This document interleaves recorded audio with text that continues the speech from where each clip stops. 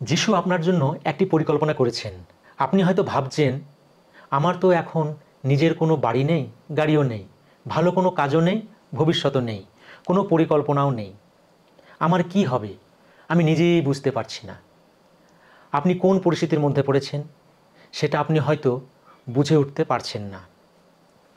কিন্তু একটা কথা মনে রাখবেন, কেউ একজন আছেন যিনি আপনার জন্য আগেই একটা পরিকল্পনা করে রেখেছেন।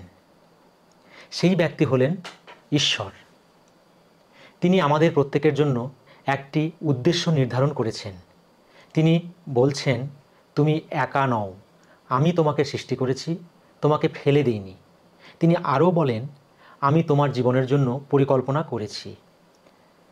মথি 21 অধ্যায়ে লেখা আছে, ঈশ্বর যেমন তার পুত্র যিশুর জন্য পরিকল্পনা করেছিলেন, তেমনি আমাদের জন্য একটি সুন্দর পরিকল্পনা করেছেন।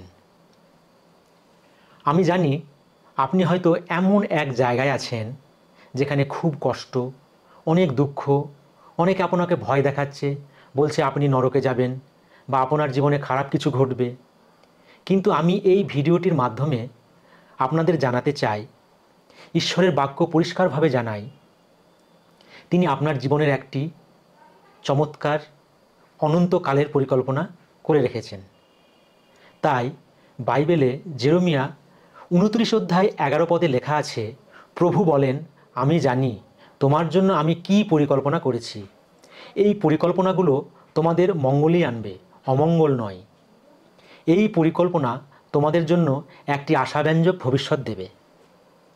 আজ আপনি হয়তো এমন একটা সময় পার করছেন যেখানে প্রচণ্ড কষ্ট আছে, কেউ হয়তো আপনাকে আঘাত করছে বা আপনি দুঃখে ভেঙে পড়েছেন। তবুও বাইবেল বলে, ঈশ্বর আমাদের জন্য একটি সুন্দর পরিকল্পনা করে রেখেছেন। আর বাইবেলে আরও লেখা আছে, তুমি কেন কাঁদছো? চোখ মুছে ফেলো, এই কষ্ট চিরস্থায়ী নয়, ঈশ্বর তোমার জন্য পরিকল্পনা করেছেন। বাইবেলে লেখা আছে প্রকাশিত বাক্য 21 অধ্যায় 4 পদে, তিনি তাদের চোখের সমস্ত অশ্রু মুছে ফেলবেন, আর মৃত্যু থাকবে না, থাকবে না শোক, কান্না কিংবা যন্ত্রণা, কারণ পূর্বের সব কিছুই শেষ হয়ে গেছে।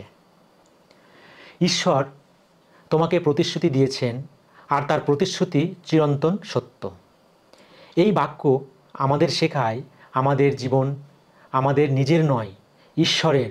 তাই আপনি চিন্তা করবেন না কে কি বলছে বা কে আপনার বিরুদ্ধে কি করছে, কারণ আপনার জীবন ও ভবিষ্যৎ ঈশ্বরের হাতে। আর তিনি আপনার জন্য একটি উত্তম পরিকল্পনা করে রেখেছেন।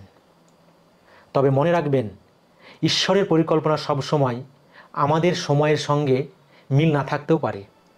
অনেক সময় তিনি আমাদের অপেক্ষা করান, পরীক্ষা করেন, ধৈর্য শেখান, যেন আমরা পরিপক্ক হই এবং তার আশীর্বাদ গ্রহণের উপযুক্ত হই।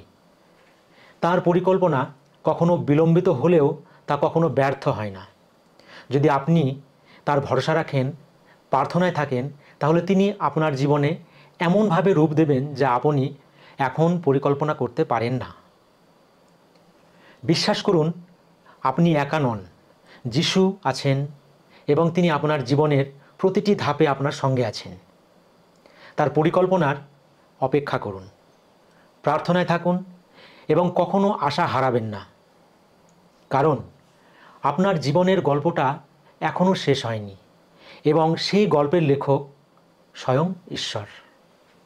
আমেন।